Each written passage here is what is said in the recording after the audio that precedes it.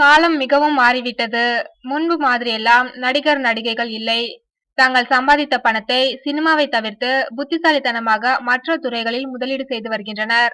நடிகைகளில் நடிகை தமன்னா நகைக்கடை பிசினஸ் செய்து வருகிறார். டாப்ஸி தனது தோழிகள் மற்றும் தங்கையுடன் இணைந்து திருமண பொருட்களை சப்ளை செய்யும் துறைகளில் இறங்கியுள்ளார்.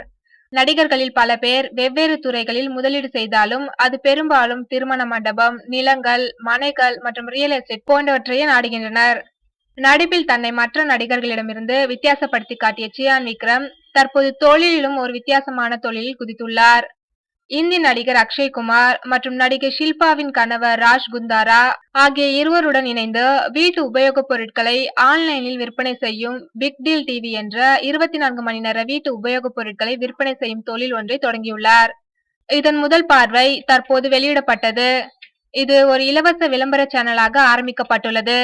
வருகின்ற ஜூன் 18ஆம் தேதி முதல் தமிழகத்தில் டிடிஹெச் பொருத்தப்பட்டுள்ள அனைத்து வீடுகளிலும் இந்த சேனலை பார்க்க முடியும். இந்த சேனலில் வீட்டு உபயோகப் பொருட்கள் தவிர்த்து அழகு பொருட்கள், உடை மற்றும் உடல் நலத்திற்கு தேவையான பொருட்கள் முதன்மையானதாக விற்கப்பட உள்ளன.